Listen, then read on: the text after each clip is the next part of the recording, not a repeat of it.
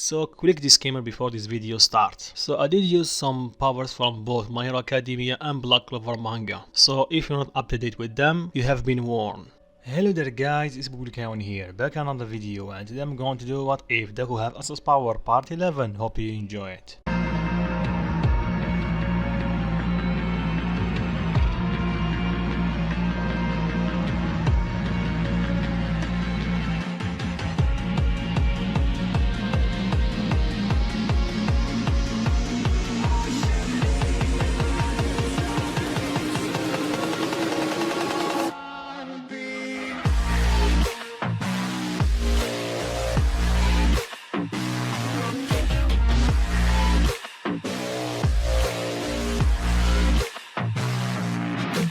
When we last left off, Deku got an opportunity to do a work study with Sir Night Eye, and after he accepted, Night Eye thanked him for what he did to All Might and maybe saving him from dying, and after explaining the objective of their current mission, they went on separate ways like the anime, and doing his patrol with Mirio, they bump into Eri and Overhaul, and because they can't do anything, they just report to Sir Night Eye what just happened. And I think that is for summary. Let's begin. So after Deku returned to his dorm, they hear what Kirishima, Oraka and Tsuyu did, and he congratulated them for doing a good job. They asked him what he did, he told them nothing, just patrol. So for the next couple of days, nothing happened. Everybody continued their lives. Until one day, Deku got a call from Sunlight Eye telling him to come to the agency, but without his hero costume. He thinks that's odd, but he just went with it. In the way out, he meets Kirishima, Oraka and Tsuyu, so they go together, and on their way they meet a couple of pro heroes. Everyone thinks this is weird. They are going in the same direction, and when they arrive at Night Eye agency, they meet with Victory and a bunch more of pro heroes, including Aizawa. They ask him what's going on, he tells them that they will know soon enough, and they start the meeting. And it went similar to the anime. Night Eye explaining what's happening with his Saikai group, and Fat Gum tells them about the bullet and what happened to Sun Eater. Then he starts explaining what's in the bullet, and when he tells them there is human blood inside of it, Deku and Mirio froze. The students start asking what that means, but Deku and Mirio understand what's happening. They didn't utter a word. Then Locke comment that if the kids capture Eri or took away from Overhaul, they will not have to deal with this. So Not I interject and tell him that these two did nothing wrong. But Deku and Mirio are beating themselves up from the inside. How could they let Eri walk back basically to hell? Then Not Isa explained that they have a plan, and it was similar to anime. Then he tells them when they will find where Eri is kept, they will rescue her. Mirio and Deku jump from their seat, creating a huge shockwave that almost sent everybody flown away, and tells Sunlight Eye that they will rescue her, with one for all causing all around Mirio's body, and Deku's eye turning from green to red, both of them because of the anti-demon power that is running through his veins. Everyone cannot believe what just happened, and Rocklock keep his mouth shut from now on, because these two are just monsters in terms of power, and he don't want to be on their bad side,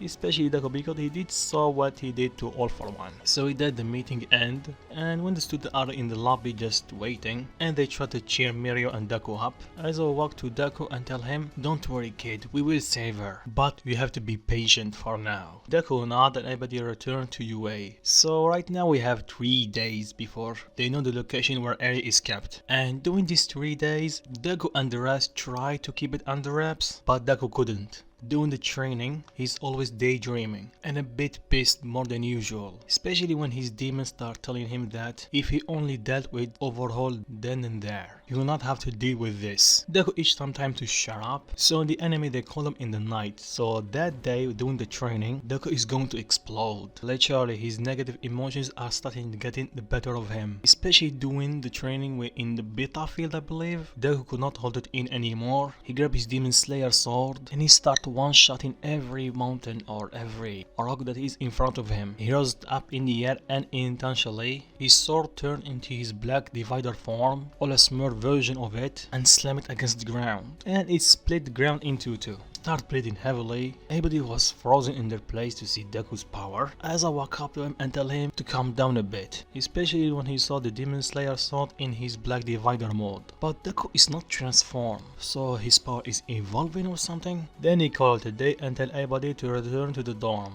In the way, Baku walked up to Deku and tell him what's going on. Deku lied and tell him that he just lost control of his power a bit. Baku can see that Deku is lying, but he didn't push it. He tell him alright and walks off. And from this point on, the story is the same as the anime. They are sleeping, then they got a call, tell them to come to Night Eye Agency because they found where Eri is kept. When they arrive, Abadi suit up. They do a small briefing with the cops, and they go straight to Hisaka headquarters. And like the anime, Rikiya break through the door and tell them what they want. But Deku is having none of it, and on top of that he's super pissed off, so he grab his Demon Dweller sword and fire multiple dark slashes at Rikiya. And needless to say, he passed out from that attack. Even jaw dropped. Then Deku tell them let's go. So Night Eye snap out of it and start running. Deku and Mirio and the rest follow right behind him. Then the rest of the Heisekai try to stop them, but either the police or the pros are stopping them, and they create a path for the main group. They arrive at the main door. Night Eye pulled the combination. 3 thugs jump out of it, and this time Deku and Mirio dealt with them, knocking 3 of them out. Then they continue running and they arrive underground, and they see that there is a wall in the path. Mirio uses his quirk and check it, and tell them that this wall is just built recently, so he just smashed through it. At the same time, Rikiya uses his quirk to try to stop them, but Mirio uses his quirk to phase through the wall, and he's running pretty fast. So Rikiya let him be and start focusing on the main group, but he gives Hisaki a heads up because this kid is powerful. So let's stay with Deku's group for a while. They try to figure out another path. In the way, Joey tries to stop them, but the second he uses a pillar to push away Fat Gum and Kirishima, Deku break the pillar. They thank him for the quick save. Kuriya start cursing them, and he tried to crush them with the walls. Luck think quickly and use his quirk to stop the walls, but Rikiya is not letting them and start firing barrages of pillars, I guess, at them. Deku and Kirishima are breaking every one of them, but it's almost no end to them. Then Deku's demon tell him, stop using your eyes, kid. Deku reply, what do you mean? Demon tell him, you need to sense his presence, his ki. Deku tell him ki. Demon explain what ki is and tell him that you need to focus on his ki to find him. Stop relying on your 5 senses and use this one instead. Deku stop in his track, close his eyes and take a deep breath. At first he thinks this is just a waste of time, but when Rikiya attack him, he can sense something coming toward him, so he destroy it. He opened his eyes and realized that he actually did destroy something. Kirishima was impressed by Deku's reflexes. Then Deku used his new technique and found where Joey is. Tell him, I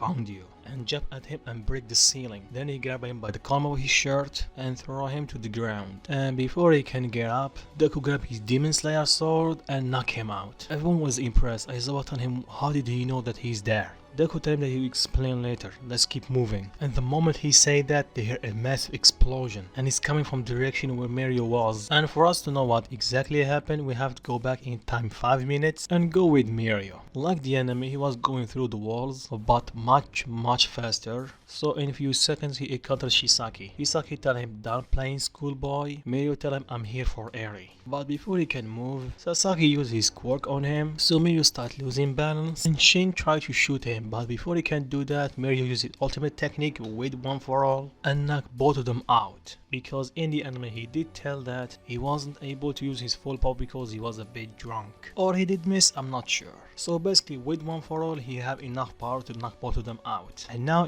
it's Shisaki's turn. Mirio charged at him, used his quirk and get Eri and send Shisaki and his right hand man flying to the wall. Shisaki immediately know that he is no match for this kid. He has super strength and he can phase through things. Then Shisaki uses his quirk on the ground and attack Mirio with a lot of spears. Mirio used a Detroit smash and break all of them. But Shisaki used the opportunity and grabbed his right hand man and fused with him and unlocked his second form. So he charged at Mirio and the result is still the same, he is no match for him. But Mirio have to be careful because he's holding Eri and right now Shisaki have 4 arms, so double the damage. Then from nowhere, Rikiya bursts through the ceiling with Ryuko, Oraka and Tsuyo in tow. And the reason Rikiya is there is the same thing as the anime.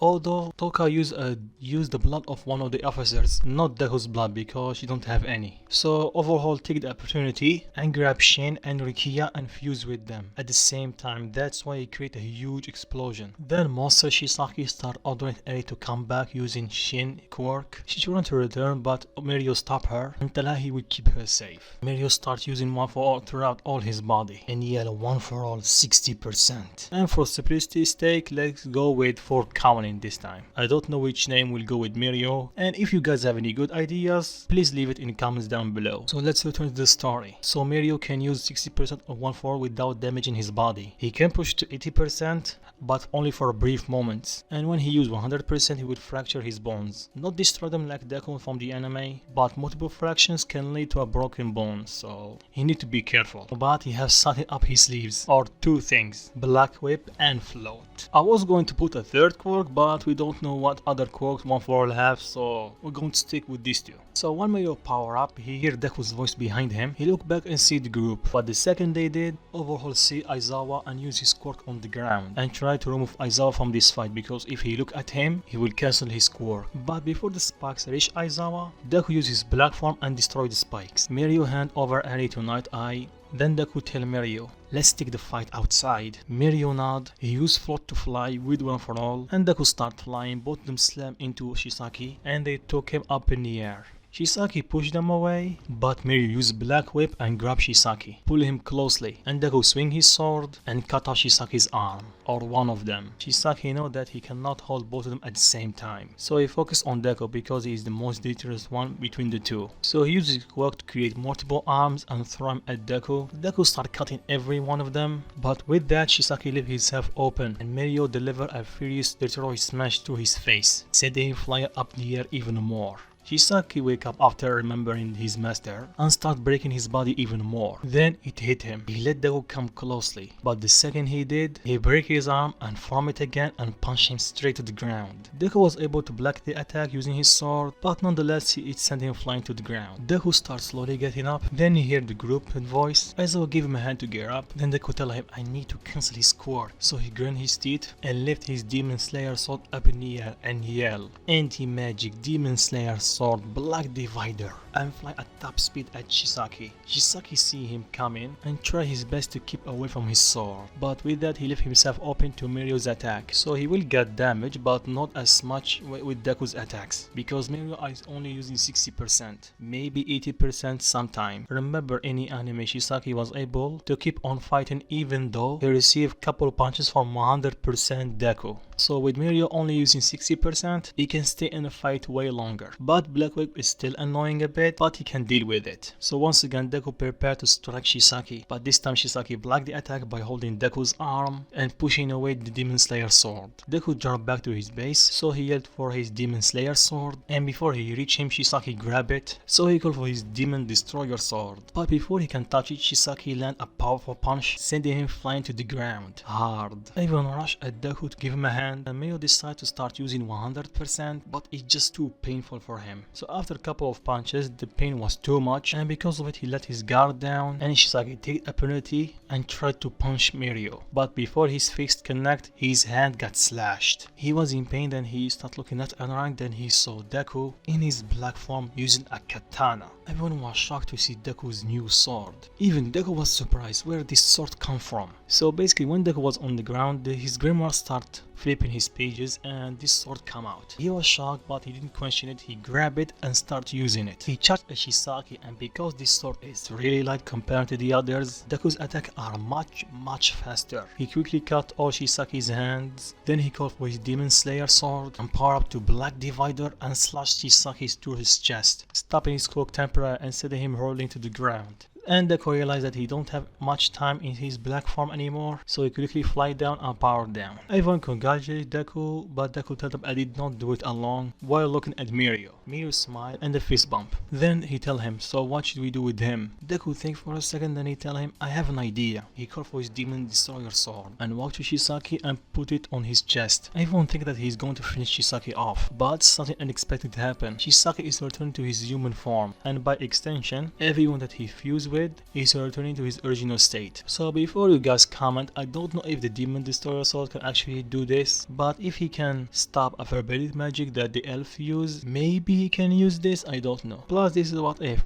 Ken forgot the rules at least this once. So after everybody returned to normal, Chisaki was taken to the hospital because the dude got slashed through his chest, so he needs some medical help ASAP, and the rest of the gang was arrested. Then Aizawa asked Deku about his new sword. Deku tell him that he didn't know that even existed, and he started asking himself what other powers that is still inside the grimoire. And from this point on, the story was the same as the anime. After a week, she wanted to meet Mirio and Deku. Deku came up with the same idea. He asked Aizawa if Eri can see the school festival. They do the same thing as the original, and I don't think Deku will use his power because it's too painful for him. And for his fight against Gentle Criminal, it will start the same, but when they arrive at the construction site, Deku will use his new way of sensing ki to predict where Gentle Criminal will attack next. So Gentle will use the same trick of letting a part of the building going down on civilian, so Deku will catch it, and when Gentle fly away, Deku will fly at him, slamming him to the ground, making Lavarava use her quirk way earlier than original. But even with that, he would not stand a chance against Deku, even without his black form. And I think Deku will do the same trick of flying to the pro, and that's it. So for now, this is the finale. So thank you guys for watching through the end, and I guess I see you in another what if.